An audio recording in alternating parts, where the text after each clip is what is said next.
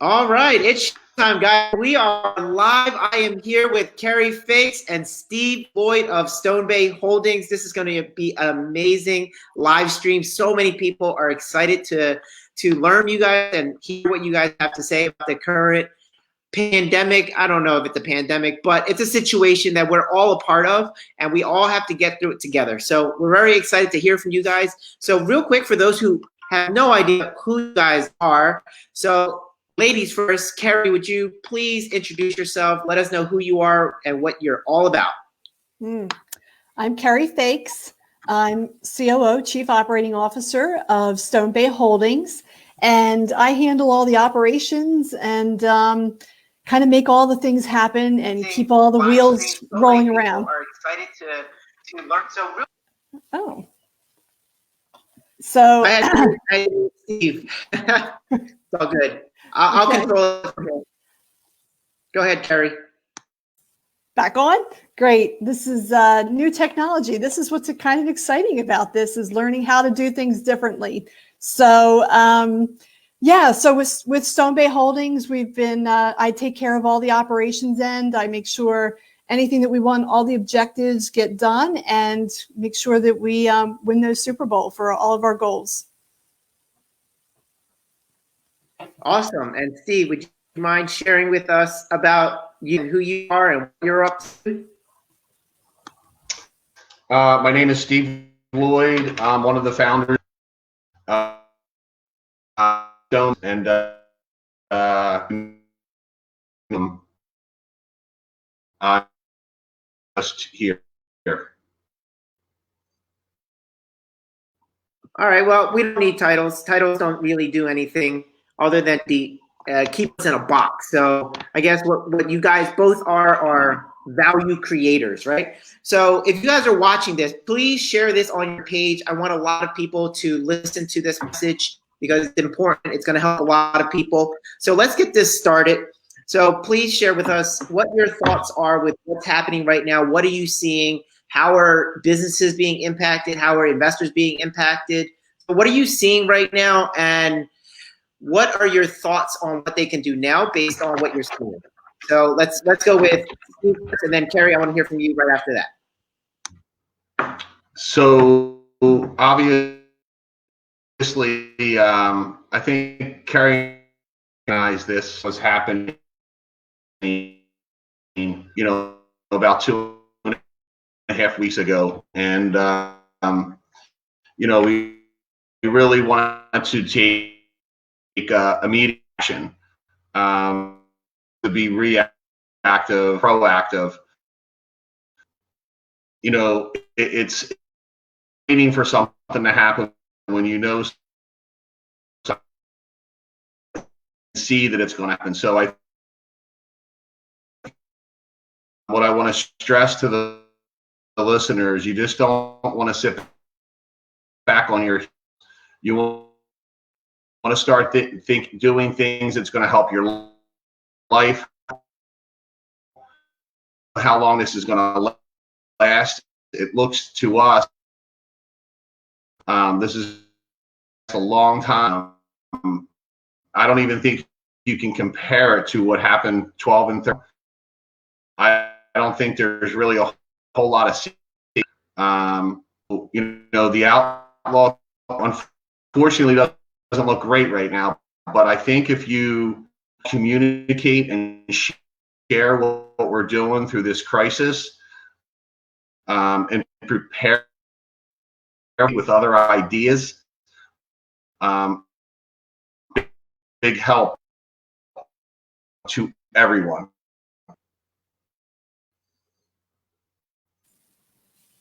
All right, we're getting a little bit of trouble hearing you, Steve. I think your internet connection might be a little low.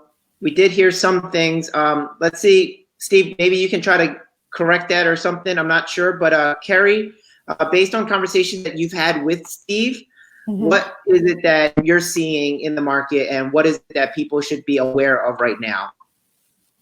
Well, the question that you asked, Steve, was, and what we did do is panic quickly. So one of the things that we did was react, if you even want to call it overreacting. So instead of thinking this is temporary, this isn't going to be catastrophic for our business, instead we've taken the opposite tactic and we've said, this is awful, this is horrendous, what is the worst thing that could happen to our business? And in doing that, makes you take action quicker, because the worst thing that you can do right now is sit on the sidelines and think that you've got, this is a little vacation time and just enjoy your downtime. Instead, if you go, wow, this is potentially catastrophic, what does that mean? How could this disrupt my business? How could this kill my business? And start thinking in terms of that and start taking immediate action. That was pretty much what Steve and I did quickly. We came together and we started talking about that and what things did we need to do differently. We talked about his objectives and my objectives, and then we kind of just have set off and started taking action on doing those things. So, you know, that is really, that's what he's saying, is that the worst mistake we can make, and one of the things that Steve was trying to say there was that this potentially has can be much more damaging than what happened in '09. And so try to learn from the things that had happened back there. And right now, one of the things that I'm doing is filling my head and my tank with people that asking and seeking guidance and figuring out what people did in the past. How did they get through it? And some of those people lost their businesses. Some of those people succeeded. And so it's trying to take all that information in and decide, you know, what things are relevant to our business and what things do we need to do and take action on so that our business isn't extinct. We've got a lot of people relying on us. We have our employees and our investors. They're the lifeline of exactly who Stone Bay is. So sidelines and thinking this isn't, that this is just a temporary thing and that this is going to pass quickly would be a big mistake on our part. Absolutely. So this is a situation that nobody has been through yet. So they can't really say what's going to happen. And believe it or not, this is a new virus, right? This is a new version of an existing virus. So a lot of people who don't understand that fact are confusing things and making it difficult for other people because they're taking it too lightly. Now, with what you've seen back in 2009 and things like that, now, a lot of businesses have been affected, and you guys said you were proactive. One of the things that I heard was that you guys got on the same page. And I'm guessing when you say you got on the same page, you're talking about which way are you going to take the company? What are you guys going to do with debt restructuring? What are you guys going to do with the assets that you keep or choose to sell, or even restructure the loan, right? So there are those kind of steps that are involved. Now, what would you say is the first thing that people should do? And before I go on, Steve, if you could maybe get closer to your router, that could be a possibility, because I want to hear from you as well. Kerry, you did a great job at recapping what he said, but if Steve could get closer, I want to hear from both of you guys. What are the immediate steps? We're going to talk about the short-term steps and then the long-term thinking, what people can do now and what people can do later. And as always, if you guys are watching this, please share this video so that other people can see this as well. Because like Kerry was saying, she reached out to other people in her network that was able to give her advice. And for some of us, we don't have a large network of super successful people. And so you two are the super successful. You guys are the leaders of the leaders, and people need to hear from you guys. So this is a great video for other people to hear. So if you can share that, please do.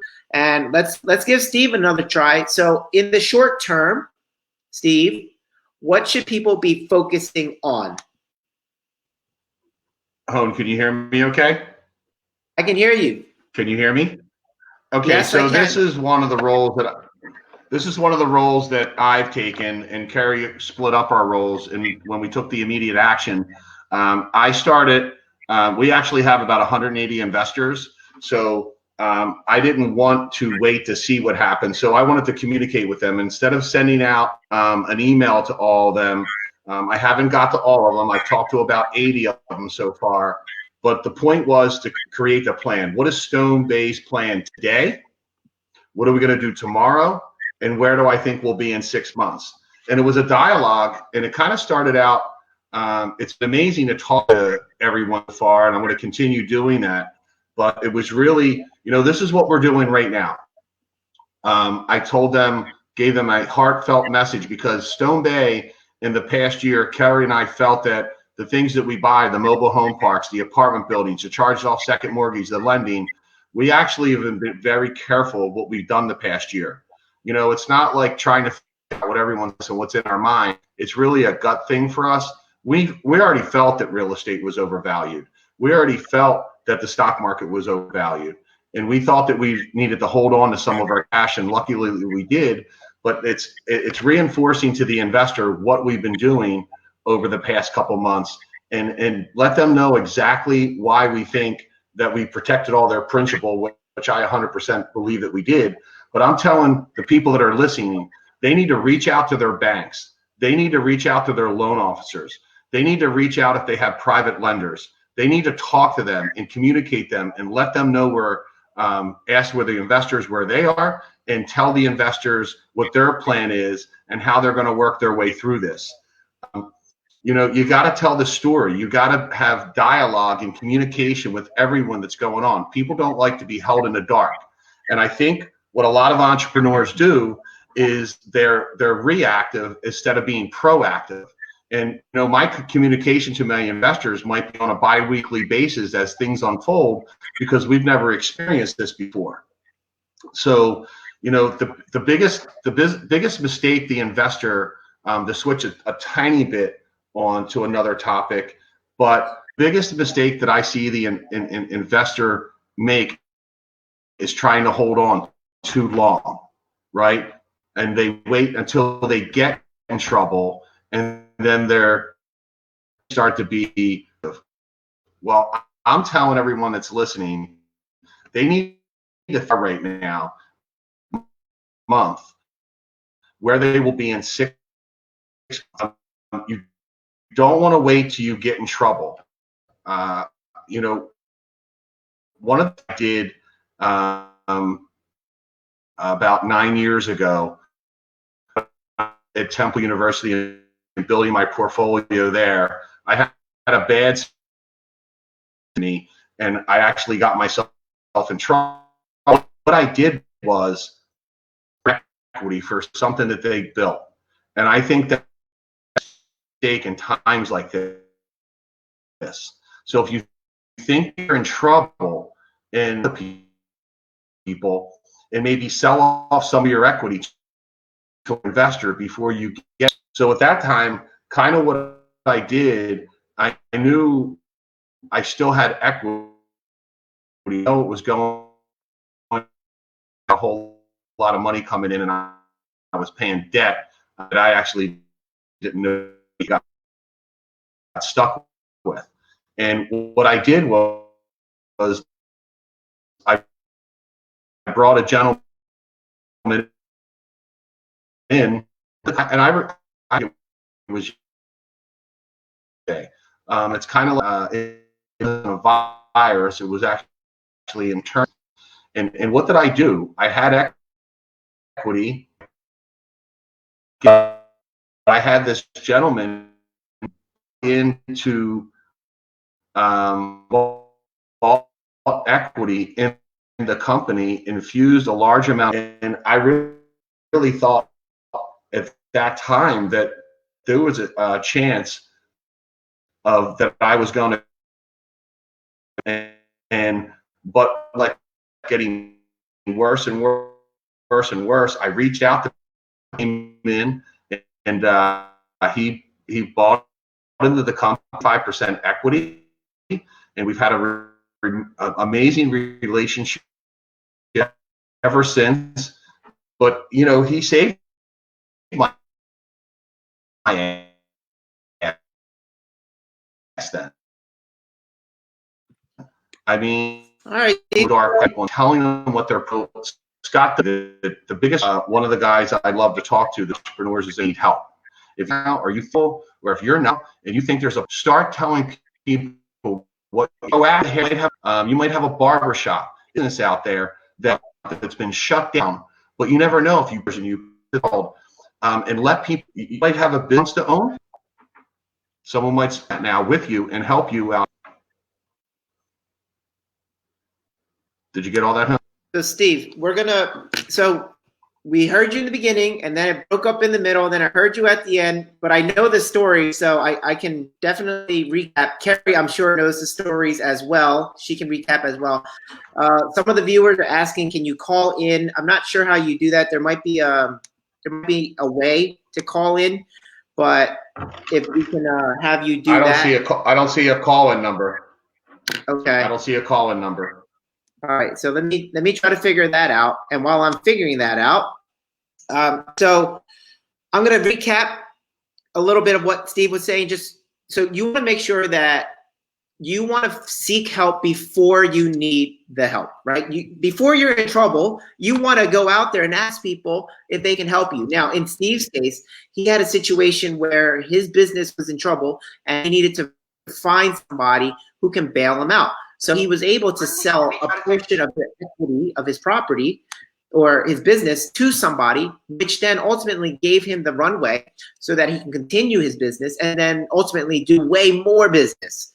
So he was saying that some people are afraid of selling pieces of equity because it's the entrepreneur in us, keep all of it, but that's not necessarily always the best solution. So I'm going to let Kerry speak on that while I figure out the connection issues with Steve.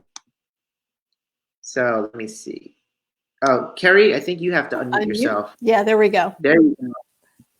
Yeah, what Steve was talking about is, and that's what we're saying right now, is that if you panic quickly, if you assume the worst could possibly happen to your business, and you start thinking about what things you would need to do if the worst was happening, and you be willing to put that out there. Look, leaders need to lead. But a good leader is also willing to accept that things aren't always perfect. Sometimes people have the misconception that they have to have this false mask on their face that says, I'm confident, I'm invincible, nothing ever bad is going to happen to me. My business is going to, totally get through this thing and there won't be any problems. And, that's not really true because I got something going on there. And that's what we're talking about right now is be transparent, talk to people, put your feelers out there. Whatever you think the worst thing that could happen, if you start talking with people and you start sharing that, then what you're going to find is connectors start connecting one to another. And that's what's really cool and neat about this, what we have before us right now. People that are your competitor might become your strategic partner. People that are your client could become, may know somebody that will connect with you and help you navigate through these stormy waters right now. So that's really in a nutshell is what Steve's saying in the personal application for right now. That's what we learned from the past and what we're implementing now. The other thing that I would say to do is to, in the short term, that's what Steve did. He took action. He started talking to our investors right now and started telling them what we were doing. We're also talking to our strategic partners right now. So it's a communication back and forth. This is not a one-way street between us and our investors. When we're calling them, we're asking how they're doing. And really the beautiful thing of Stone Bay Holdings, and probably if you talk to every one of our investors, they would say that this is more of a family relationship we have. We've done the same thing with our strategic partners. This is not a one-way street. Where Stone Bay, we bring money in, we invest it, and we pay our investors, we give them their interest, their investment. No, this is relationship we're building that we want to build for the long term with people. So when Steve's making these phone calls, this is not the first time Steve out of the box makes phone call conversations to people. So he's built a rapport and a relationship with them so that when he calls them, he's saying, hey, how are you doing? How's your children doing? He's finding out what's going on in their life because what's going on in their life is also impacting their investment with us. And the same back and forth goes on with our strategic partners. So we can't make the decisions that are best for our investors, best for our strategic partners if we don't have that transparency and that open communication and dialogue continually going back and forth. thank goodness Steve likes to chat, because he's on the phone an awful lot these days. And that's another really good asset to have, is to be transparent in time of crisis. So many times people dig their head in the sand, or, they don't want to face that. They don't want to face their employees. Some people could be facing right now that they had to let their employees go. They do not have enough work because the revenue coming into their companies completely shut off right now. And so they don't have the revenue coming in to be able to pay their employees back. It's what you could do. That's if you choose to look at this and say, be transparent, talk to your employees, talk to your investors, talk to your clients, find out what their needs are right now, and see what you maybe need to do differently to help fit those needs in this time of crisis and in the time of the future. What we all need to understand is that the world is forever changing. I've learned my staff is all working remotely right now. I'm working 100% remotely. We are honoring what our governor has asked us to do, to shelter in place. Trust me, it's the last thing I want to do. I wanted to go back to my office and say, hey, I'm the only one there. I don't have employees. But you know what? What really makes the world work is when we all try to do our part to make it work. And so what was really kind of exciting for me is to learn that I can do things differently. We were so used to our current environment and getting, we had to get laptops out. I had to get software on, monitors and different technology and materials needed to get out to the employees so that they could work remotely. It was pretty cool. We were pretty much able to do that pretty seamlessly. And for me, I'll be honest, it was a little bit of a hiccup the first day, because more mentally, you've got to keep your mindset going in this time, because the way I do business is different right now. I was used to getting up, going to the office, and I had my whole setup there and get my groove going. And I had to learn that doesn't always work.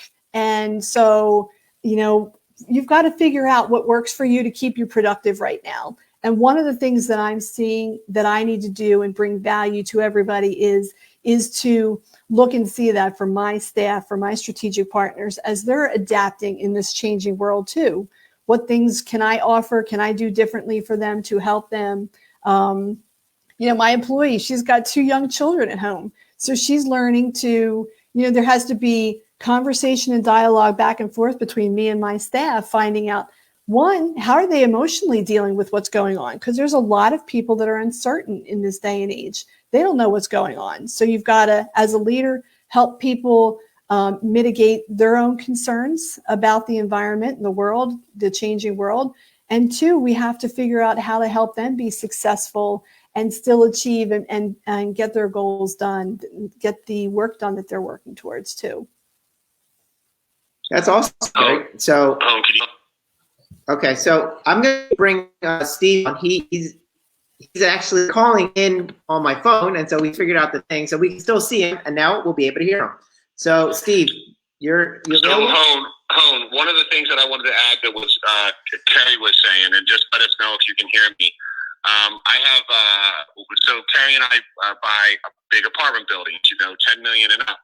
And I was talking to a gentleman who we're not partners with, and he was really giving me some good information. And this is what you need to be doing. You need to be helping each other. And what I did is the person that I'm involved with I own a lot of apartment buildings with, Kerry and I connected Randy and Chip the other day. And Chip had some good ideas that he shared with Randy, and Randy had some really good ideas that he shared with Chip. And one of the things that Randy was doing, it was being proactive with his tenants. Proactive with the tenants. So instead of waiting to see if those tenants were going to pay, what Randy was doing is he put someone in charge of his apartment building, and he was helping the tenants make sure that they knew how to file for unemployment. He gave them the links. Randy gave them the links for the $1,200 credit. Make sure they had the links for the credit for the child credit. So Randy is actually helping his tenants be proactive and get signed up for these programs that could possibly help pay for the rent. And then, Chip was doing some of these things, but he added some. So the point of the story is to make sure everyone was connecting with different ideas, even though they weren't doing business before. It's about bringing us all together right now and helping each other. When I was talking to Randy and he told me he was doing these things, I just called Chip and said, let's get on. Let's share things that we're doing. And Randy, you share things. And that really, really worked out well.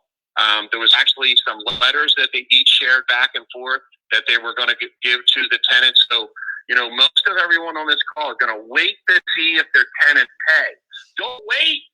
Call them. Get in touch with them.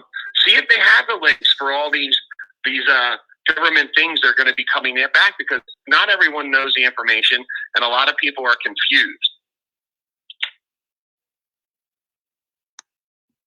Awesome.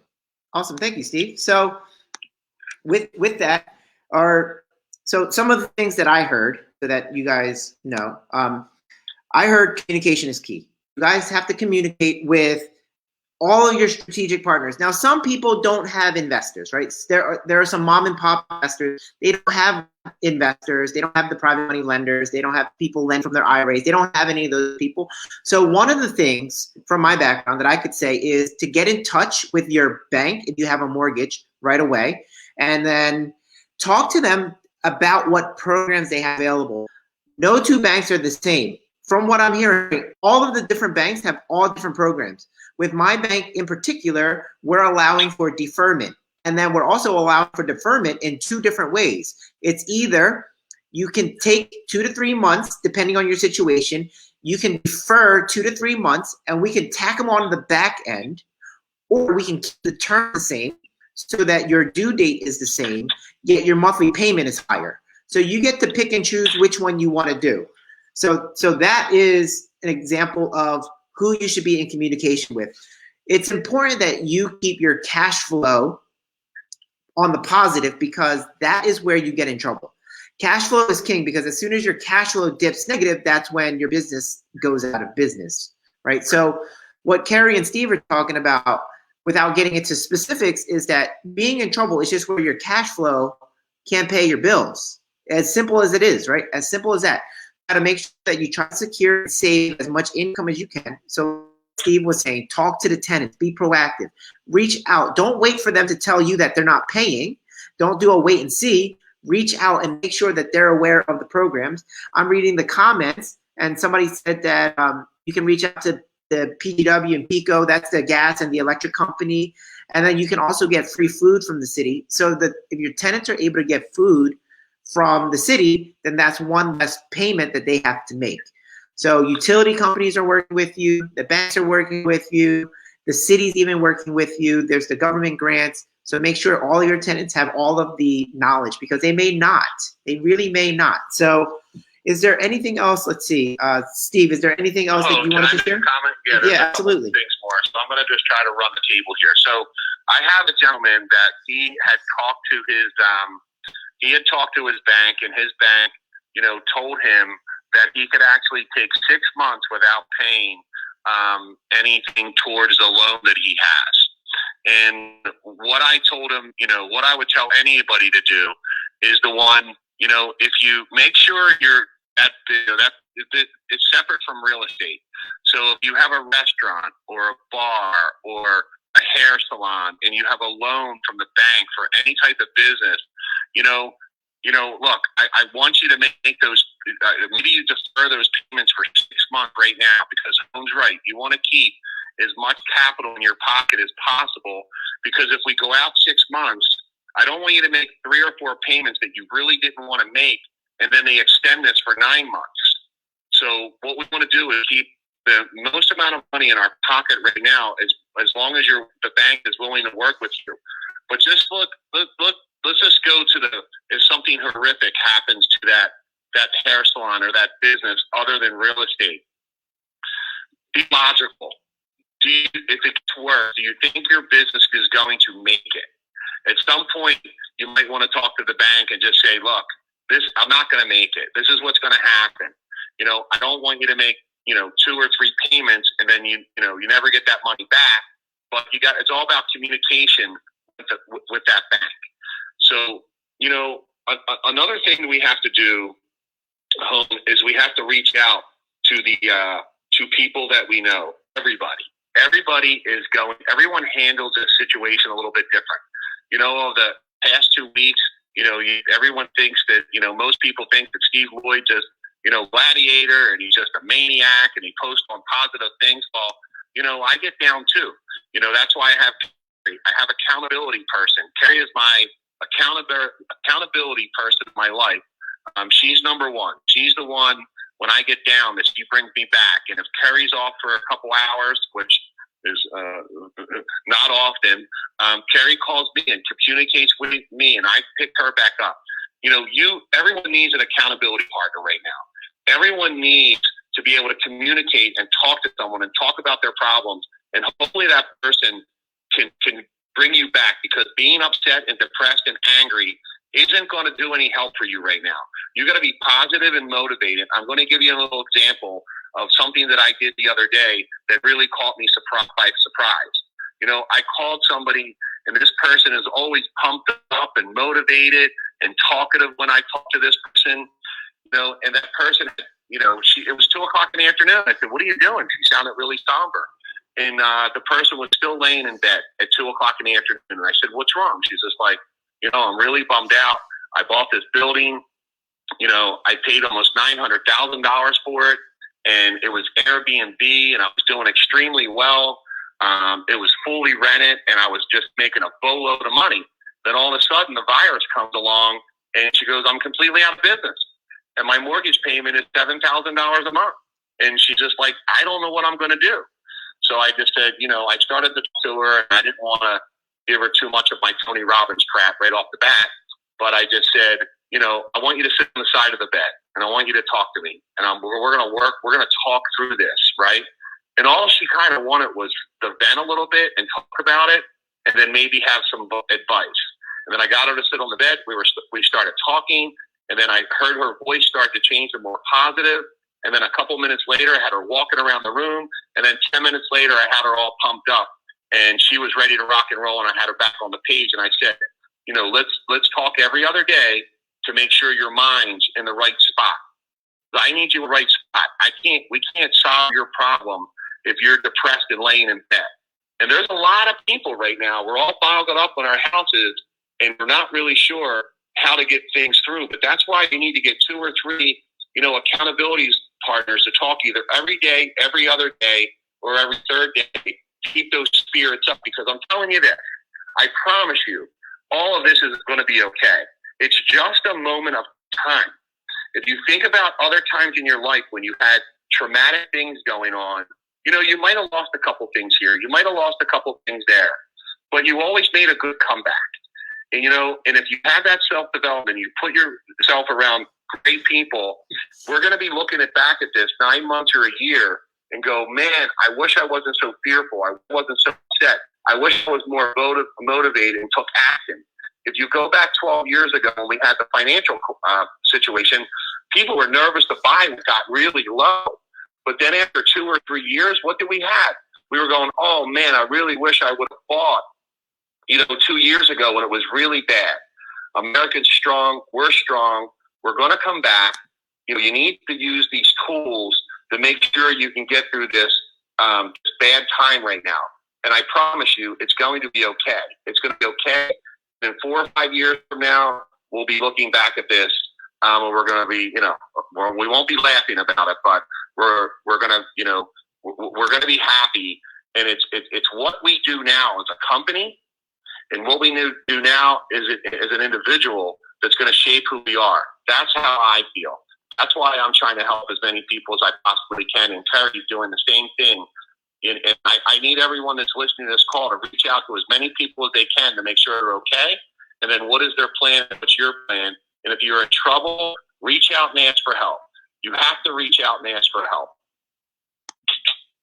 That's awesome, Steve. So one of the things that I heard is that, so there's a disease that's going around, right? There's a virus going around, right? That people are getting sick, and we have to protect ourselves from that. But the thing that we have to protect the most is our mental health, not just our physical health, but our mental health, because it's easy to get into the weeds, into the dumps. Like it's if we're not careful. And people have been responding in not the best way, not the most optimistic way, where people are stuck in bed and they don't want to get out. They just want to put their head in the sand because they think it'll go away. And that's probably or most likely not the best course of action. And then I believe in networking with as many people as possible. So if you can put as a to-do list, so people like these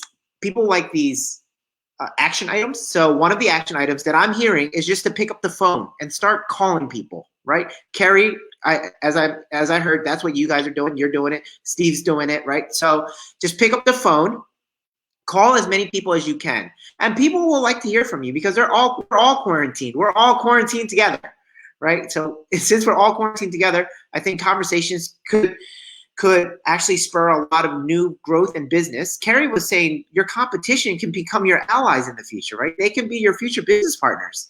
Maybe your competition now, but with this shakeup, there are people who won't get through this, right? That's going to open up the market a lot. There's only going to be a few players left in different divisions in business. So you guys can link up and actually do 10 times more business with two of you guys protecting together, right? Or playing together. It might be 3 steps back, but then in 6 months it's going to be a springboard. One thing I am, and I'm communicating to my investors about what's going on now, but I'm also communicating to my investors that we're going to raise a lot of capital in the next 5 or 6 months. And I'm going to reach out to people because there's going to be a lot of things on discounts. Most of the people on this call are distressed asset buyers. We're looking for deals. Well, if you were looking for deals 3 months ago and you were buying, I'd be really happy, 6 months from now, because I believe there's going to be a lot to buy. So you have this little crisis going on right now, but then there's going to be opportunity 6 and 7 months from now. That's why you got to start talking to people and partnering with people and helping each other. Because I might not, in 6 months, I might not own 100% of an asset. I might only own 25% of an amazing asset where Kerry and I partnered with 2 or 3 people. So right now it's, make sure you're secure now, see where you are, right? Stay focused. I don't think the buying time is going to be the next month or 2. I really think the time that we'll be able to pick up assets are 5 or 6 months from now. So, but you have to have a plan. If you have no plan, you're a ship in the middle of the harbor that's not going to go anywhere.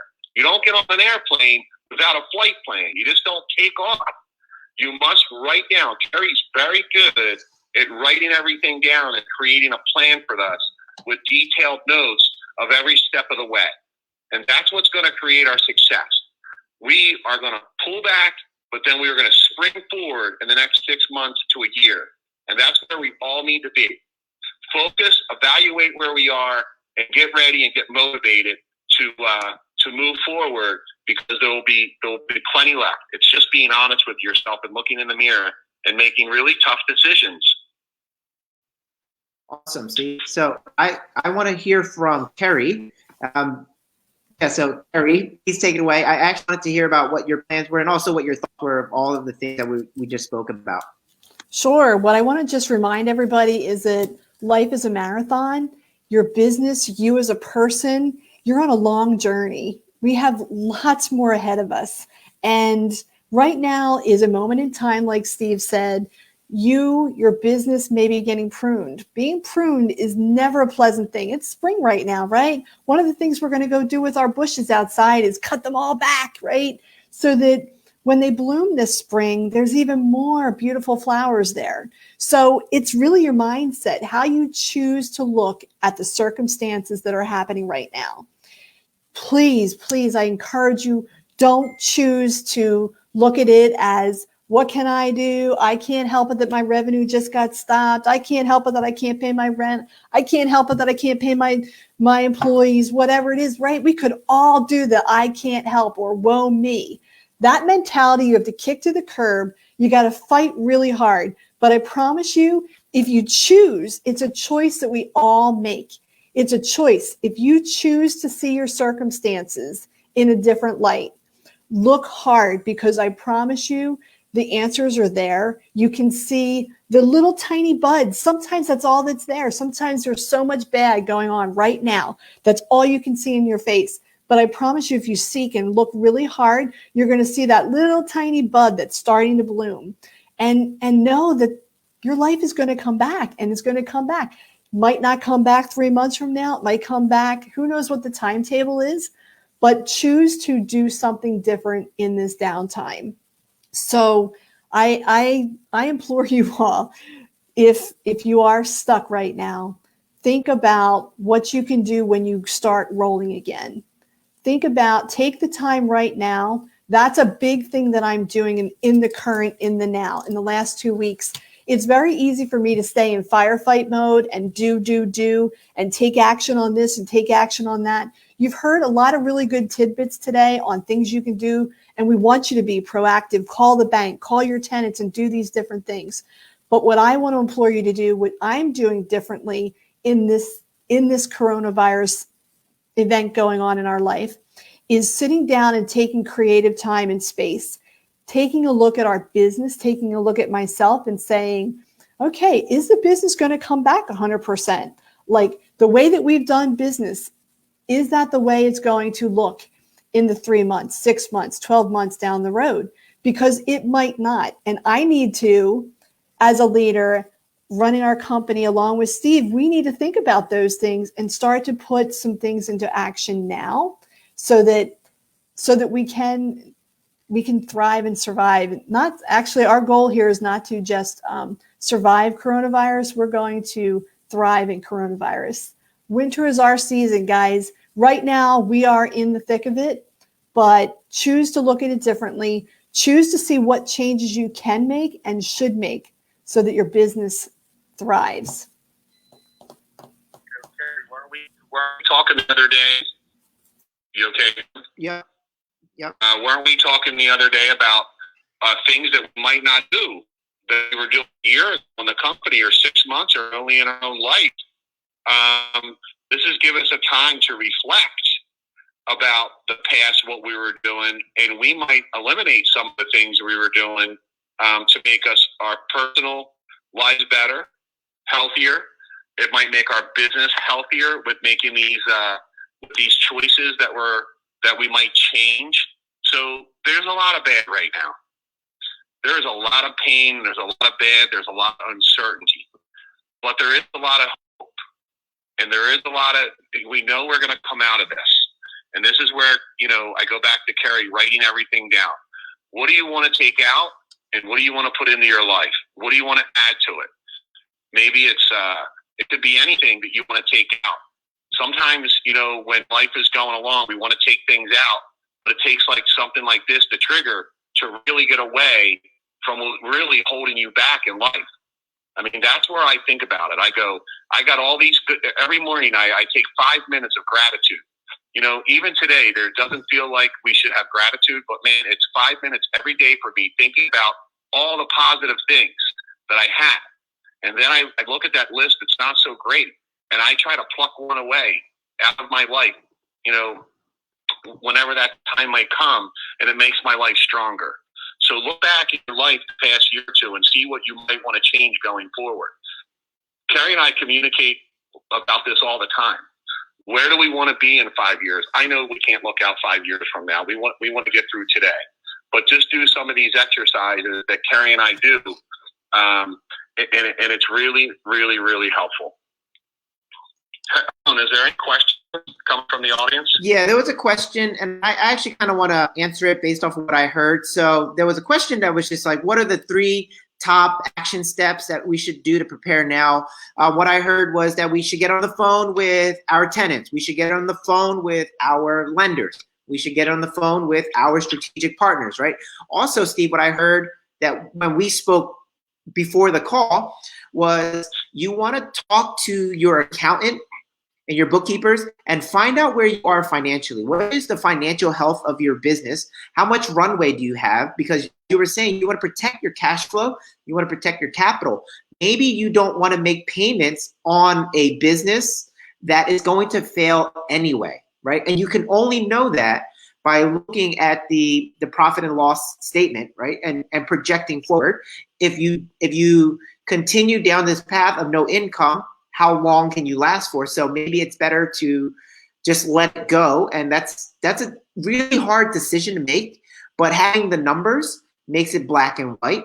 There's a lot of emotion in there, but it does make it black and white. And now sometimes, like Kerry was saying, we have to prune and plant. Have to prune the dead or dying leaves so that the rest of the leaves can get the nourishment. This is an opportunity. Yeah. I had an apartment building 2 years ago. It was a smaller one. It was like a 24 unit. And I had this thing for like 2 or 3 years. And Carrie's laughing. Like, help you laugh at me, Carrie. Carrie's going, get rid of it. Get rid of it. This thing's killing you mentally. Forget about the money. Carrie is always right. She is. I don't know how she does it, but she's always right. And I finally let go. And it was just ego. It was a $70,000, $80,000 loss for me. But when I let that thing go, I was able to sleep better at night. I let it go.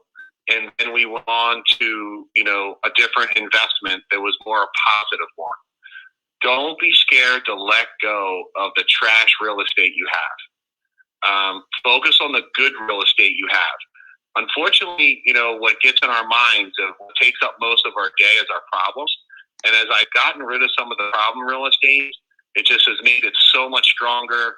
We sleep better. We come to work better. And Kerry goes, I told you so.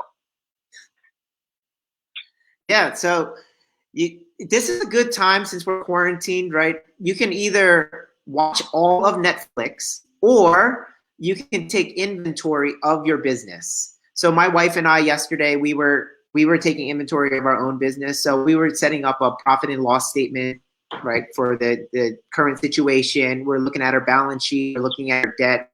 We're focused on what are the things that need to be restructured, whether the debt needs to be structured or what do we need to get rid of, right? Because this dead weight that we're trying to carry around, sometimes it's for ego, sometimes it's for business, and sometimes we can't tell the difference.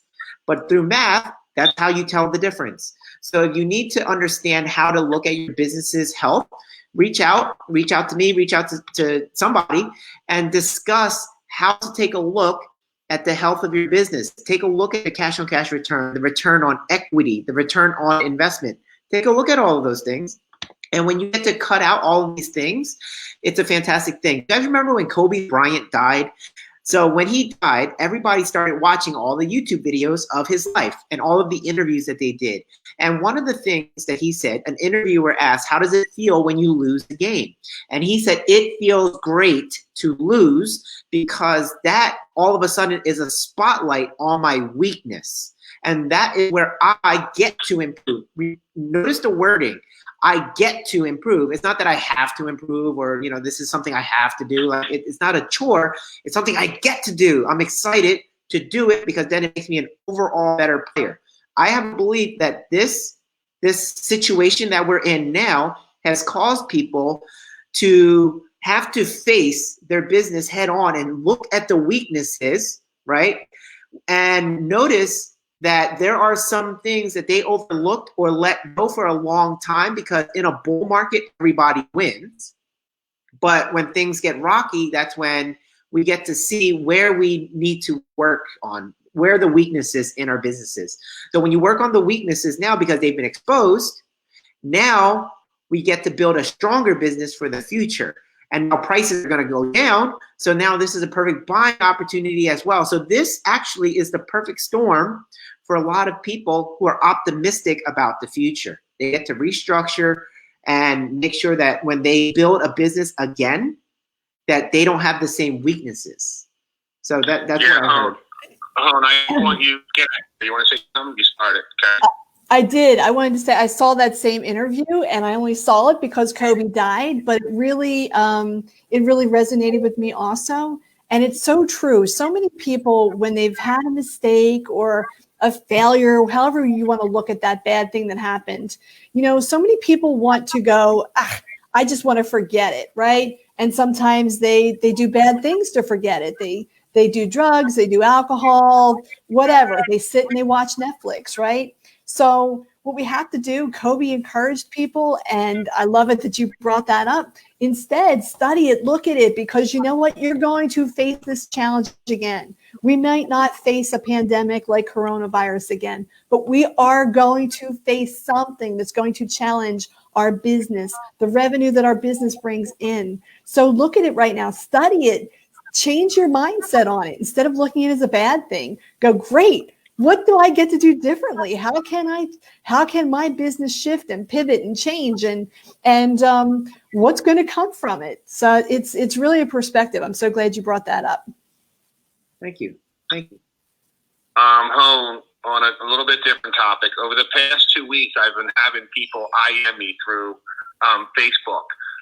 Probably over the past 2 weeks, I've talked to about 7 people that I have no idea who they are. I actually apologize, but we've really good conversations with questions, and I'm trying to help people. So, people can IM me through Facebook. I can't tell you if I don't respond to you. Send me a message again a week or 2 weeks from now. I am very busy. I'm waking up. I'm getting some exercise in the morning from 5 to 7. I'm coming back, and I'm by 7:30, 8 o'clock, I'm right back into the game until 10:30 at night. But if someone wants to reach out to me, send me an IM. Don't, get mad if I don't respond within 5 or 6 days. I'll do the best I can to get back to you. Some people were like, they're following the stock market and they have questions about 401k, IRAs. I heard something out there last week that you might be able to take $100,000 out of your IRA without having a penalty.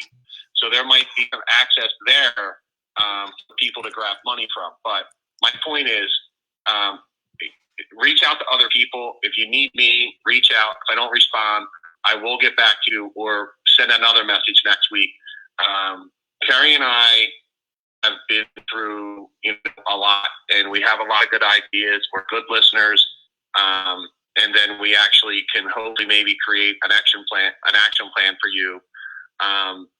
We're always wanting to help. Another person that I think everyone should be following is a guy that I look up to. I've been to his mastermind. He's been putting a lot of good content out there, like you, Han. I just want to thank you so much for doing these. I know you've had a couple different people on, and I don't think you understand how many people that you're really helping. You're just a class act, a good person, and a big heart. And it gets me a little emotional because we need more guys like you that are trying to help the world. Crazy agents, we need more of them. So the other thing is, that person's name, one of the people I want you to follow his name is Scott Duffy. Scott Duffy. His last name is Duffy. He's from Los Angeles, California. I was listening to a lot of his stuff when I got back from my bike ride today. He's having different entrepreneurs. He had someone on there talking about yesterday about small business administration loans and how the whole loan market works, which you're really good at, Hoan. And then another person that I just love reading her post, it's Anna Real Estate Mom Kelly, Kelly. Anna had a huge heart. We met 2 years ago. I think I helped Anna quit her job. One day we were mastermind for 2 days, and she asked me 96 times whether she should quit her job, and I said, do it. And then a couple months later, she created the plan. She quit her job, but man, is she just an intelligent, amazing, kind-hearted person that just keeps putting information out there. Scott Duffy, I don't know if you can put that out there, Hoan. Scott Duffy and Anna Real Estate Mom Kelly. Already got you covered, Steve. Yep. So let's see. I got just one more, Hoan. I got to say one other thing. Absolutely. I want you guys to be very careful. Kerry and I are giving you advice, but it might not fit your company. So I want you to talk to your accountants. I want you to talk to your attorneys. But I also want you to be careful of listening to everybody, right? So to go back a couple years ago, one of the apartment buildings that I bought, a very wealthy man, he's worth like $100 million. And I went over the deal with him, and he told me not to buy the deal. He told me not to buy the deal. Well, we ended up buying the deal, and it was the best deal we ever made. So just because there's, you're listening to, people that you think are successful, or they're telling you they're successful, always double check the information. I don't care who gives you information. If Kerry gives you information, I give you information. Double check the information and make the decisions on your own. Just because a lot of these people that I get information from sometimes are not in the real estate world, so it might not be the perfect information for me. So always verify the information and ask another person. I do this a lot. Here's what I hear, right? Here's what I hear. Sounds good, but let me go ask somebody else.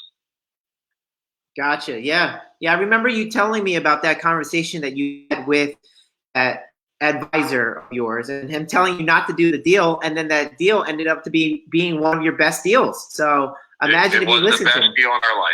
It was the best deal in our life. Right. So it's interesting how you could have missed out on the best deal of your life if you listened to the advisor, who was a very credible advisor. A lot of times we have to protect ourselves from sharing our ideas with people who think too small. But in this case, that person, he thought huge, and he can show it, and yet he still couldn't see the vision that you had. So yes, you have to verify that. A kind of twist in this conversation, we have a comment or in question. So there's a lot of talk about the lack of safety net in the country, and there's a lot of positive discussion about that, right? So simultaneously, there's a lot of anger being created because people are being hurt right now. The have-nots are being decimated, and so there's a lot of stimulus programs and things like that. But where do you think the country is going to go, or even more local than just the country, or like hyper local to whatever city or state you're in? What do you think is going to be happening in terms of either rent control or how real estate investing and wholesaling and healthcare and all of that? How are things going to be changing post-coronavirus? What are your thoughts on that? Either one of you. Look, I say I'm a forward-thinking man, but look, I don't want to get in trouble here. New York is talking rent control. It's not really the topic right now, but right. Philadelphia, I'm sure it's going to go rent control. Hey, look, if it happens in California and it's happened in New York, it's going to, we know Philadelphia. If most of the listeners are from Philadelphia, I can tell you rent control is coming. Just always create your own destiny. Go with the rules that you have, but maybe adapt. Like, I don't invest in Philadelphia anymore. I just don't. But I see it in these states. I'm not going to do a political debate here. But if you see rent control coming at a city near you, you better think that it's coming to your city. So, I always part of what we do is, when someone wants to sell me a building and they go, well, it could be this. I go, no. I want to look at what it is today. You tell me I can get the rents up. No, you get the rents up and you sell to me for that price. But, that's hard to answer, Home, because I don't have a crystal ball. I don't direct people in the wrong direction. But when I hear something coming, I don't necessarily react to that because sometimes it never comes. But when New York gets rent collection, rent caps and things like that, that really, really makes me nervous. Right. I hope I helped with that question, but Kerry, do you have any on that? Well, this is why it's so important for us to stay engaged. As a landlord, we should know our tenants. We should know what impacts them, right? In some of our apartment investments, where are the bulk of those people working? Are they working in, big box Walmart type stores? Are they working at the manufacturing company down the road? So you also need to keep in touch with the laws, how, what things the local government is doing, kind of get the pulse of where things are going. These things just don't change on a dime. They start slowly, and you kind of need to be staying in touch with all of those things. Don't be one of these landlords that doesn't get to know their people, doesn't know what impacts them. And I really do believe that if we as a society come together and work together and not be the haves versus the have-nots. If we all look at each other, forget who has this, who has that, who has this color skin, who has that one, instead look at each other like the Bible teaches us to look, and let's all do for each other what we want others to do for us. So if I want my tenant to pay me rent, then I pay my rent. If I want, my borrowers to pay me my mortgage, then I should be paying my mortgage. And if I need help, I'm going to reach out, because there are definitely a lot of resources out there that will help. And I think that if we all collectively work together with that end goal in sight, that we become a better society, it can happen. Awesome. Thank you, Kerry. Yeah, so my thoughts on that is, we don't know what can happen, what will happen. The thing is, there's always been this have or have not, right? If you have 100 people in a room, 50% of them are below average, right? It's just, that's how it is. And then there's always going to be this divide. And what we got to do is, of course, compassion for people wherever they are. And part of how I try to be compassionate is by educating, right? If people don't have hope, they have this demeanor that is just, it's constantly negative, and they can't do anything about it because they're not in the right state of mind. They don't have leaders like you guys to tell them to be optimistic, to get off of the bed and walk around the room. They don't have people in their life telling them that. So if each one of us can try to educate others to be a beacon of hope and light, then we're in the right state of mind. We can begin to start thinking bigger and better. If you're only thinking about how am I going to pay my next bill, how am I going to afford dinner, how am I going to do any of that stuff, if that's all you're thinking about, you're not thinking about your greater purpose. You're not thinking about why you were put on this earth. You can't think beyond that. So it is important to be compassionate. And again, a proactive way to be compassionate, a good way to be compassionate is by educating others, being that hope and showing people that it can be done through your own actions, right? So get around other people who are doing things, and they will show you that even when things are bad, you still have a positive mentality. And by having that positive mentality, that's the beginning of change. Every idea starts in your head, and then it becomes real. It's never real first and then becomes an idea. So it has to happen in that order, right? You know what, Hoan, that's one of the things that I appreciate that you do. And in this day and age, there are so many people that have a negative mindset. They haven't had somebody in their life to be a positive force, to be somebody to be with them when they're down. And right now, we all have an opportunity. Even those that are down right now think they've got nothing to give. We all have something to give. There's always somebody that has something better than us and somebody who has it worse off than us. And one proactive thing we can do is just, not right now because we're practicing social distancing, but when we do get back into the groove of things, and even right now, we can be doing Zoom meetings and showing people proactively, like, bring them alongside of you, show them what you're doing. So if they are down and out and they've got nothing, education. And so I think this is a great time for people to, like you're doing, Home, with this video here. Nobody had to pay for it. They can see it. They can tap into it and choose to either make changes in their life and in their mindset or continue to stay where they are. And I think it's a great opportunity for all of us to look for those opportunities to kind of bring somebody alongside of us and give them a leg up that they didn't have before. Yeah, absolutely. Steve, do you have anything to add? I'm just excited. Chip Lever just me and said my face is looking skinny, so I was kind of like checking myself out here. It's actually looking better. But Chip, Chip Lever is one of my mentors, one of our good friends. Kerry and I are good friends. We met years ago, and he was a big apartment building guy, and he contacted us, and we met for like 8 months, and we were trying. I wanted to do business with him. I was so excited when we started talking, and it's been added, just him and his wife Karen, just adding them into our lives has been amazing. Who can you add into your life? Who do you want to add into your life that can move you forward? And Chip is one of those people. Ryan Adams and Fu Quan. Follow Fu Quan Baloo. I mean, we just have such. Dustin from Chicago. We have so many good people in our lives, and that's what we need to surround us and put in that bubble for us to move forward. And Chip just texted me. He's working on with one of the banks right now. What's today? Sunday? I'm getting confused on the days. Right now, he just texted me. He's finishing up some paperwork that we needed done. He's taking action. I know. This is what you need to know. You go to bed at night. The people that's on your team, that they're getting stuff done that they need to get done. So when you wake up in the morning, you don't have to question it. Kerry and I have,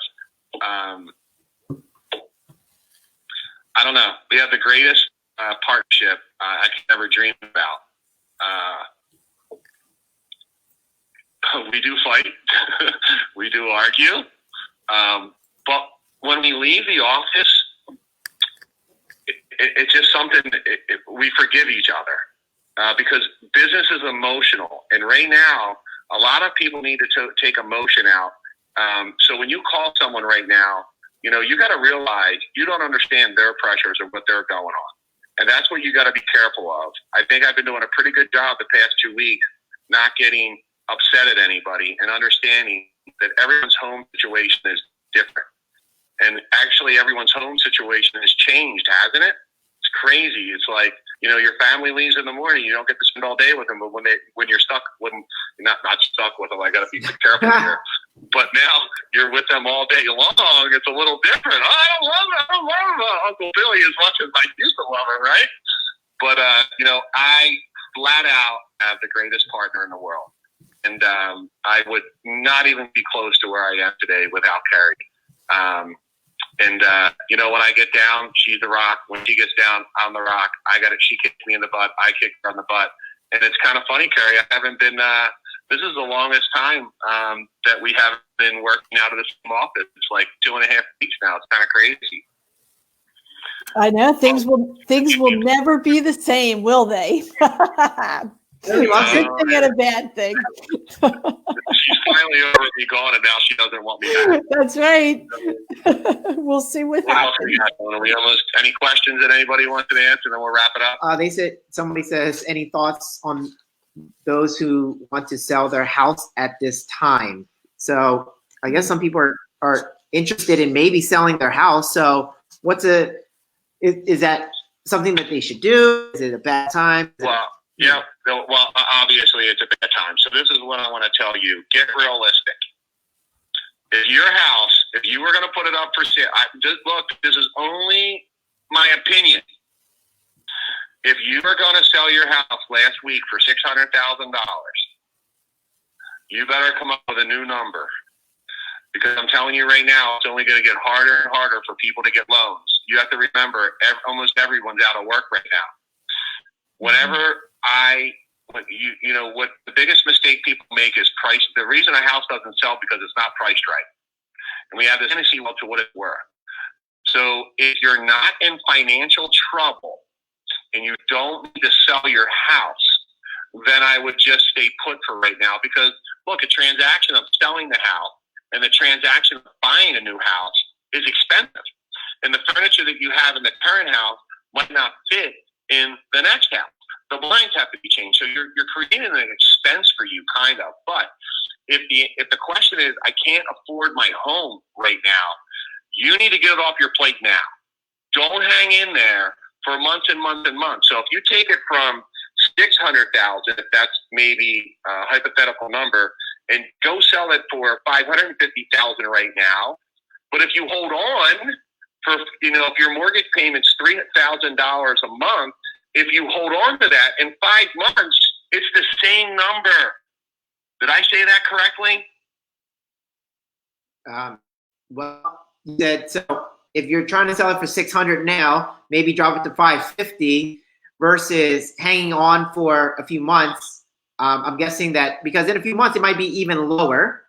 Well, that's not my point. My point is, okay, you have it. If you want to sell it for $600,000, and then maybe you drop it right now because you know the value of the house is going down right now. I mean, let's be logical, right? Let's have common sense. Right. So if you get it off your hands right now for $550, right? Right. If you decide to hold on to it, and your payment's $3,000 a month, right? I mean, you're gonna get the $50,000 eventually if you let it sit on the market for 10 or months or even a year. Oh, gotcha. Get things off your plate. Got it. So that weight of having this $3,000 a month debt monthly payment, if you just sell the house for $550,000, which is kind of like future pricing anyway, just sell it now for that price and get it off, and then you'll make that $5,000 in saved mortgage payments and other expenses. So, and you know what? It gives you a clear mind. It's not all about money right now. There's emotional equity going on. It's about emotions right now. There's a ton of pressure on this country. There's a ton of pressure on families right now. If you're going to sell, get sold, but be realistic about the price you're going to list it for. Don't have a dream price. Have a realistic price about everything that you're getting off your plate. Be realistic of what's going on in the world. Right. Okay. So I'm gonna try to summarize this as best I can.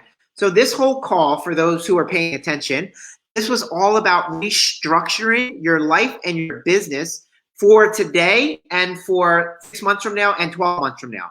Now, we can't predict what's going to happen 6 months from now or 12 months from now, but we can definitely take action towards changing the debt we have.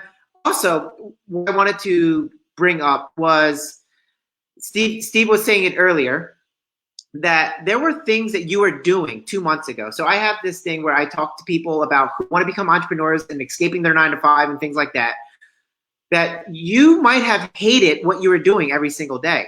This is the time now to study and learn about how to do something so that you can cut out whatever you are hating.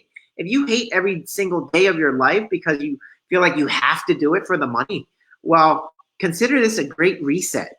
This is your time to spend on honing your skills, right? You get to hone your skills, you get to become a better business person, and you get to develop a business that has just been a thought, that good idea that you've been having for so long. You get to implement that now. And so 6 months from now, 12 months from now, you'll have a lot of traction. The other thing that we've been talking about is changing who you're talking to and talking to more people. Think people, leaders in your space, speak to them and maybe try to get them to become closer to you. Not proximity, but relationship wise, right? Have them close to you. Now, here's the thing that I want to warn you guys of. So everybody has heard of that old adage where you are the average of your closest 5 friends. So imagine this. You have these 5 friends that you want to maybe distance yourself away from a little bit so that you can hang out with another group of 5 that will bring you up. The problem with that is that those other 5 may not want to hang with you because you may lower their average. So in this time, you should develop your skills so that you have something of value to add to that group. You may not have as much money, you may not have as much in terms of assets and experience, but hey, maybe you can learn jokes so you can make everybody laugh and have a good time so they want you in their group.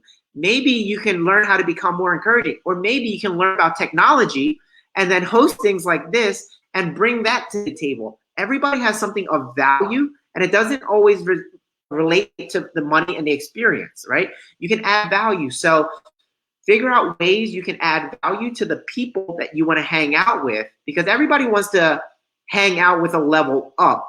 But you have to ask yourself the question, the difficult question of why would they want to hang out with you, right? And if you can answer that, work on that, and then they will then gladly accept you, right? Nobody wants to walk around with an anchor.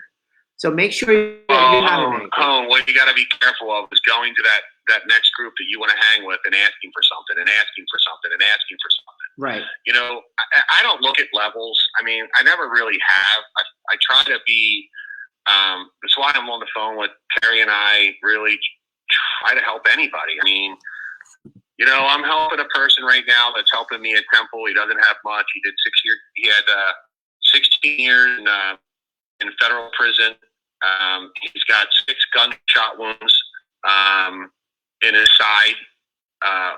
He started doing work for me at Temple the past 2 months. We have become friends. his goal in life is to own a home. He has helped me tremendously get me out of problems. It's been an amazing experience to know, he got sick 2 weeks ago. He had blood in his urine. I want to be for them. He just wanted to talk to somebody. I didn't think that I would be friends with this guy when I first met him, but he's just a human being that has a little bit different life than I have. But, he doesn't believe in having a checking account. I had to go last week and I had to set up a Western Union. It cost me $260 to send to Western Union. I called him. I said, "You're getting a checkbook. I don't care if you think the banking system's a scam. You're getting a checkbook." It doesn't matter who you are. We want to help you. I don't care where you came from. It doesn't matter. Every individual person is different and has a life. Everyone has a soul.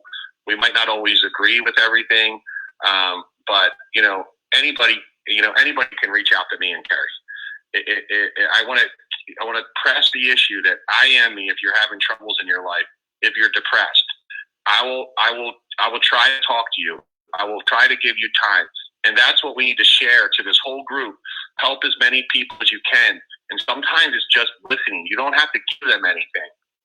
You don't have to give them money. You don't have to. Maybe it's just listening. Sometimes the best times when I learn things is when I just be quiet and shut up and I just listen. And that's what we need now. We need a lot of listeners. We need a lot to help a lot of people, because a lot of people are going to be helped. I know we've been talking about, money and making money in 6 months and maybe losing money, but, there's emotional equity in life that I look at. And emotional equity is worth a lot. It goes a long, long way. Absolutely. Absolutely, Steve. So yeah, we are in this together. We are all looking to help each other. And when I was saying to develop your skills, it wasn't necessarily saying that we should help people at a different level, right? But we do have to be very careful that we don't seem to be the person who's just taking from a conversation. Nobody wants to be that person either. You don't want to be that. You want to be somebody. It's a relationship, right? It's a give and take. So if you're having issues, then we're all here to help you, for sure. We're here to help you. But you also, just from a human perspective, you want to also feel like you're contributing to other people's lives, right? The 6 human needs from Tony Robbins: consistency, variety, significance, love, and connection. And then the 2 big ones is growth, and then the last one's contribution. So the 6th human need is contribution, and that's the big one. So people want to feel like they're adding to other people's lives, right? It's not just about taking, but being able to give. So always ask yourself, if you need help, ask yourself, how can I help somebody else, right? And that is a great way to get what you need. Keep asking yourself that. I know it's difficult when things are tough. And when things are tough, go reach out for help, right? I talk to hundreds of people who want to become real estate investors, who want to start businesses and all of that kind of stuff. And I talk to them for hours and hours and hours. Like, Steve, I don't know who you are, but I'm talking to you for hours. And it happens, right? But definitely ask yourself, how can you help others? And that's a sure way that you get the value and the help that you want. Jennifer asks, can you tell me what emotional equity means? So, emotional equity, how would you define that? Okay, so you have equity in a building, right? So there's equity there. But emotional equity is building a relationship. Okay? A little bit hard to explain. So compared to, you got a building and it's worth, there's true equity of $200,000. Okay, emotional equity is creating a relationship with somebody and building up that relationship from the first day. So it's really not a value of money. It's emotional equity, looking at it a different way. So I think, Hoan, from the first day we met, you came to the office with your wife and we talked. We've been building equity in our relationship. Yep. Right? We've become better friends. We help each other. You have us on the call today. We've come a long way together from the first day we met, maybe 3 years ago. You called me and I've called you. I've called you for advice. You called me for advice. And that's what I call, that's an emotion, right?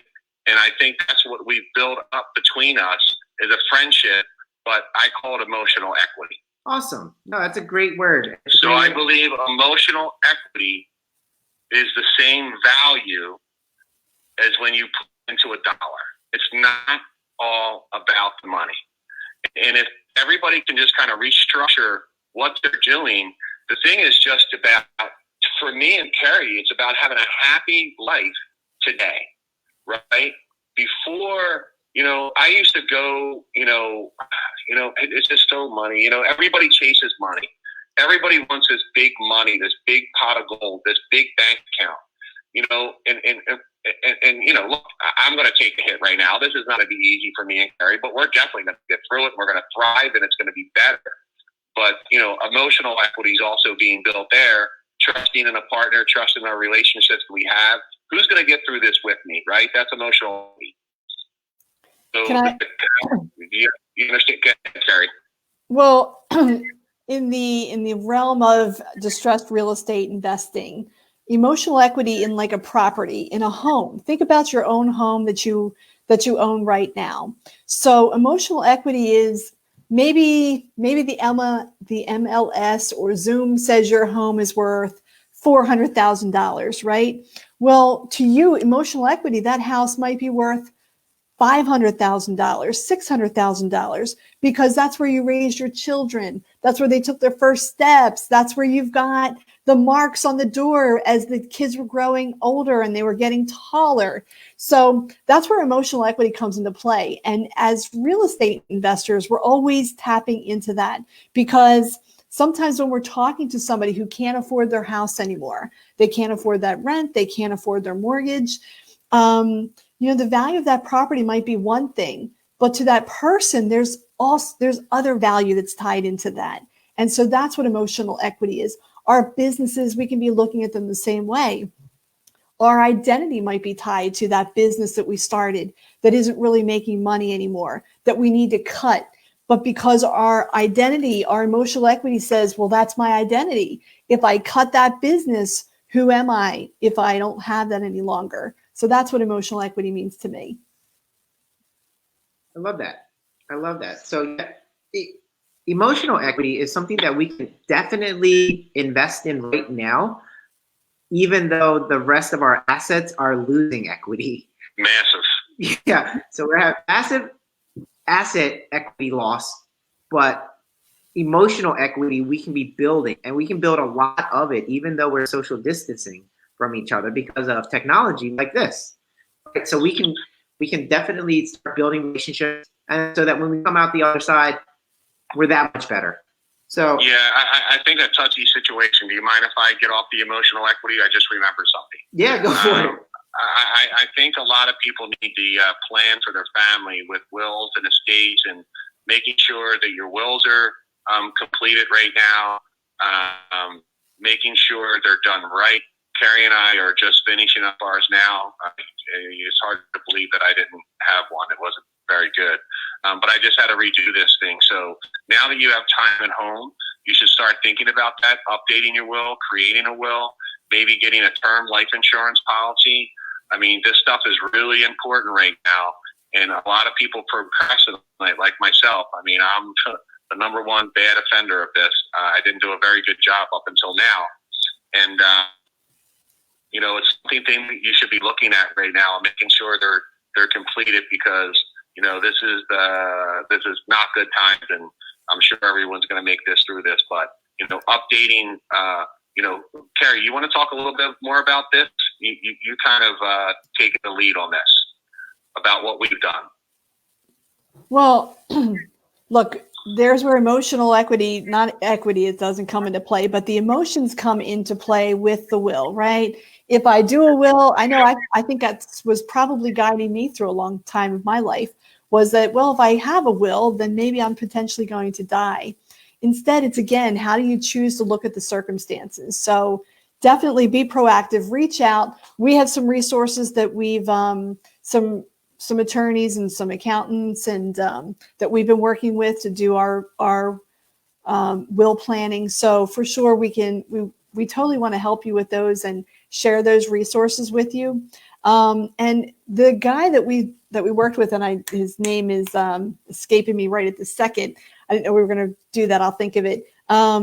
He was so good with us. He walked us down a path and helped me in particular think about things that I wasn't even thinking about, and really helped me to put a great will plan into action that I feel like solves the immediate needs if something were to happen right now, but also long-term down the road. And so, yeah, definitely think about it. Don't procrastinate that. Don't think that it can't happen to you, because that's what this pandemic is showing us, is that it can happen to us. Yeah, absolutely. So black swans and weird things that happen, right? Everybody thinks not me, and until it happens, and that's unfortunate. And usually when it happens, we're unprepared. So I like to say, stay ready so you don't have to get ready. And part of it is having your will and your estate planning, having your insurance policies in place, and having all of that when things do happen, you're prepared. Now, I'm not saying that even if someone passes away and you had all of the insurance and estate planning in the world, you still want to keep that person. You don't want the money. But as a second consolation prize, right? Second place prize, it's have all of that stuff in place. Now, Steve was mentioning term insurance. You can get a term insurance policy. Those are dirt cheap right now. And you can even make sure you get a convertible term insurance that can possibly turn into a whole life policy that you can have for the rest of your life. But make sure whoever you speak to, make sure that they're knowledgeable with how the whole will, estate, and all of the insurances and everything else plays together, right? It's super important as business owners and investors that we set ourselves up. We work so hard to build all of this. And then if we were to, say, pass away, it would be a tragedy that all of our assets then go into probate and things like that. So yeah, I just want people to be realistic. I mean, you can look into all those other things, but if you need an easy term insurance policy, they're very, very cheap. I mean, $100,000 to lease to somebody might cost you $300 a year. $100,000 could really, help your loved ones if something happens to you. I see so many people make this mistake. It's really sad, and they just leave problems behind. Yeah, it's really interesting that you're bringing that up. As during the quarantine time, I've been studying to become an insurance broker. So a life insurance here we go. I didn't know you were doing that. This isn't a sales pitch. Not sales pitch. Call everybody except home. Call everybody except for me, right? But if you do call me, you'll get awesome advice. I'm not actually licensed yet. I'm just studying. That's all. Just taking this time to build my skills, right? It's called skill stacking. Use this time, build your skills, and prepare. Also, what's interesting is people are wondering what they should be doing right now. Believe it or not, what you should be doing right now is what you should have been doing all along, and which is monitoring the health of your business so that you can adjust your business on the fly as the market changes. It doesn't matter whether there's a pandemic or not a pandemic. Should be aware of the health of your business so that you know which way to go and which way to pivot, right? Using the profit and loss statement, using your balance sheet, looking at all of those things. That's how you make the decisions on when to sell a building, when to keep a building, whether or not you should buy it. All of those strategies and decisions, those are made by taking inventory of how your business is doing right now. So people are looking at what you should. It's what you should have been doing all along. Good. Let's just. I'm just going to sum up a couple things that I've said, and then Kerry, and then we'll end this. But don't hold on to things too long. Make sure you communicate with your banks right now. You might be able to get interest only loan. There's all different kind of things that you can do. Getting a bit of. I got your delay. Hold on. Okay. Talking to your bank, you might be able to get an interest loan. You might be able to defer payments. Just make sure you know what the terms are. Make sure you can, talk to your strategic partners. Create a plan for now, how to get through it. Think of where you're going to be in 6 months. If we can work our way out of this, communication is everything. Taking action now and not delaying. If you get in trouble with a property, try to get rid of it as fast as you possibly can. Don't have an ego and try to hold on to that thing. So, Kerry, do you have, and just let people know that you're going to be buying in 6 to 7 months, and if they want to get involved with you, they should. And, think about maybe selling off a piece of your real estate. If you get in trouble and you got 20 properties and you got $1 million worth of equity, bring in a strategic partner to maybe give you 250 or 25% of the equity or 50% equity.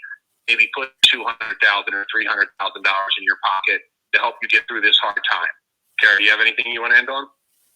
Last thing I guess I would like to say is to make sure that you're keeping your own tank filled. If we think about the airlines, we've all been on airplanes. And what do they always tell us? To put the mask on ourselves first before we help somebody else. And right now, it's so easy. There are a lot of things, especially with us being at home. For me, there's a few additional family members here.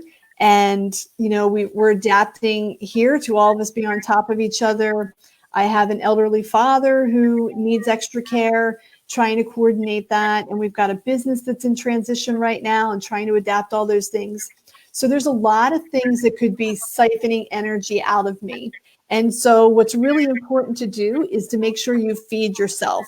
Put the oxygen mask on yourself and identify the things. First, you need to identify when you are starting to get weak, but know what things will fill you back up. So that can be exercise, it can be journaling, it can be crafting, it can be talking to friends. There's so many different things, so many different ways that we find things that fill our energy and fill us up inside. So make sure you tap into that right now, because there are going to be moments, multiple moments in a day that you can feel deprived of energy and feel depressed or down or whatever word you want to use.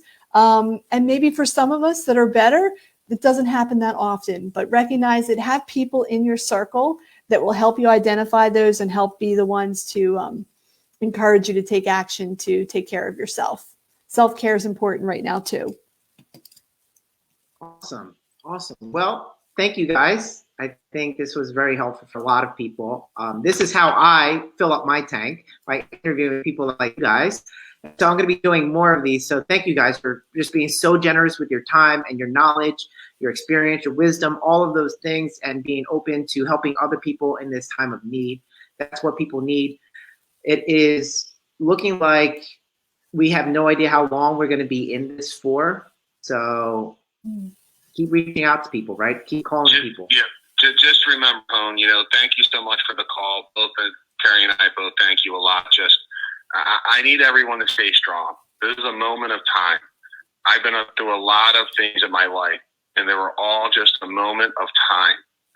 So when we get through this, whether it's 2 months, 6 months, it's a very difficult time for maybe the 3, 6, or 9 months or a year.